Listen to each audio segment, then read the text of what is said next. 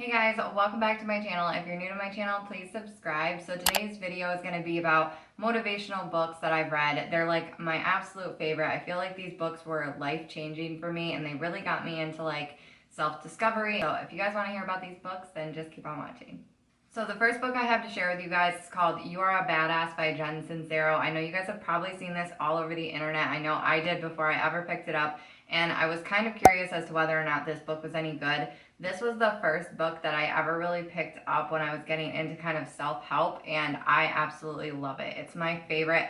I don't think I could have started with a better book than this one. She goes through talking about kind of like why you are the way that you are, you know, some self-destructive patterns or thoughts that you may be having. You know, she focuses on what is holding you back and how to get past that. I really love this book. I feel like since I've read this book, I've just become such a more confident person, and I've just started going after the things that I want in life and, you know, just doing things for me that I'm passionate about without doubting myself all the time, because I feel like that was a huge problem that I used to have, and this book helped a lot. So I really recommend this. Let me tell you, I was so excited when I was walking through Target and I saw this book up on the shelves. I felt like a kid on Christmas morning. I was so excited. Jen Sincero came out with a second book called You Are a Badass Every Day. This one is like a much quicker read. It's just something that you can pick up every morning or whenever you feel like you need a boost of confidence and inspiration or motivation. Like whenever I'm starting off my day and I just feel like I just need something inspiring and motivating to really start my day off right, this is the book I reach for. It's just so quick and easy to read. Some of the pages are short like this, and she does have an index in the back, so if there's specific things that you're looking for, like if you need a little bit more self-care or you want to look into some of her meditations or a wake-up call, things like that, you can just flip back to the index page and then go to the section that you're looking for. But I love this book. I would still recommend reading her first one because it goes more in depth about things. But if you really enjoyed that book, or, you know, you want to see if you're going to kind of like her style of writing, if you're just getting into self-help and you're not really sure how you're going to feel about it, I would definitely pick this book up because it's just a quick and easy read. Next book I want to talk to you guys about is called The Subtle Art of Not Giving an F. I don't swear on my channel, so yeah.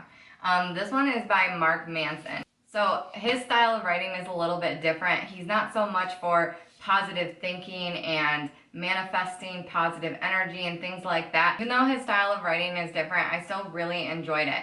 He focuses on figuring out what your faults, your limitations, your weaknesses are, and learning to live with those things and letting that kind of empower you. Not having such high expectations for things, you know, accepting where you're at in life and still moving forward, and not letting it stress you out or weigh you down, things like that. But he kind of does it in a way where he's telling you what you need to hear, not so much what you want to hear, I guess. I feel like this book is really good for people who feel like they've hit rock bottom emotionally and need to come up from that.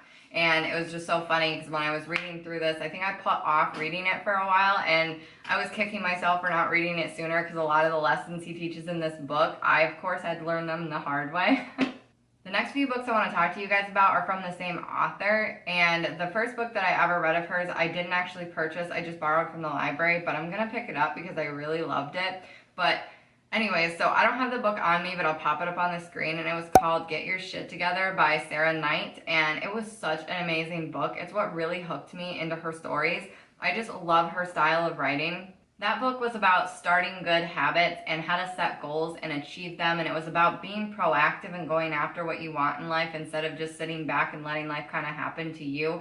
And I love the way that she organizes things in her books. Like, it's just always such an easy read with her, and she always makes lists, which of course I absolutely love. I think in every one of her books she has lists or she has these flow charts. So the next book I've got of hers is called You Do You. I love this book. It's about like embracing who you are and being comfortable being yourself and doing what you want to do.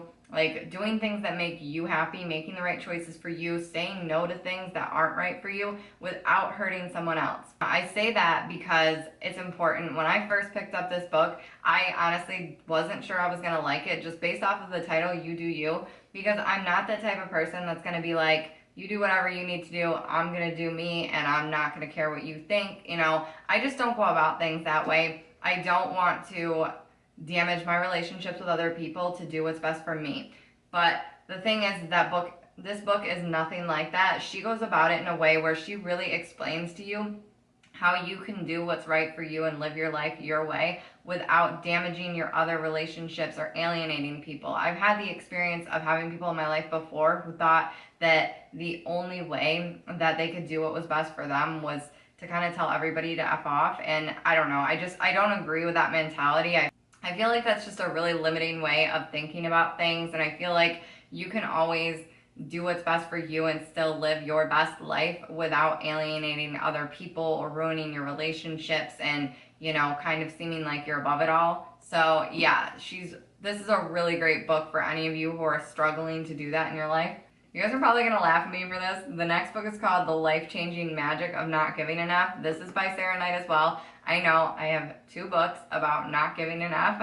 I had picked up that other one first, and then I obviously got into Sarah Knight's style of writing, and I just really wanted to see what the difference was between this book and that one, and they are so completely different because she just has a different style. She is so witty and so funny. All of her books are like very easy reads, and you kind of catch yourself getting caught up in it, and she gives so many examples to things and stories about her own life. And this book is really good if you're feeling like drained and overwhelmed because you're caring too much about every little thing and it's starting to weigh you down and stress you out too much. This book is great for that because she helps you figure out how to spend your time, your energy, and your money on things that really matter to you, and stop allowing yourself to waste so much of those things on things that don't really matter in the end.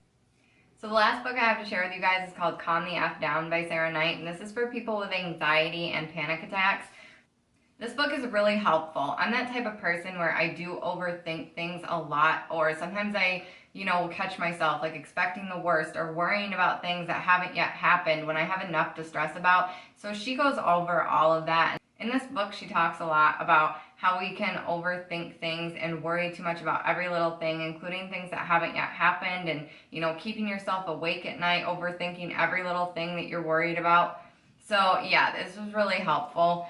So Sarah Knight is a very interactive writer. She does a lot of things throughout her books to kind of get you doing things instead of just sitting there just reading her advice.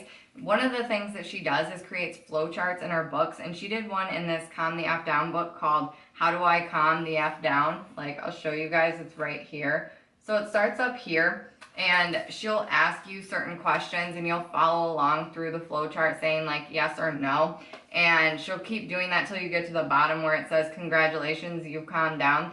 I went through that, and I was being stubborn and would answer some of her questions with like a no, and it would take me through a different path.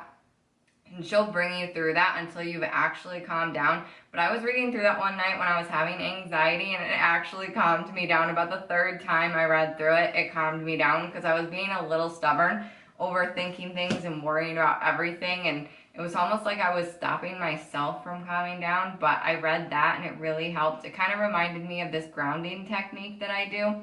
But yeah, I'll get into that in another video. But yeah, so those are all the books that I have to share with you guys today. I really hope you guys enjoyed this video. If you did, please make sure you give it a thumbs up, and I'll see you in my next video. Bye guys!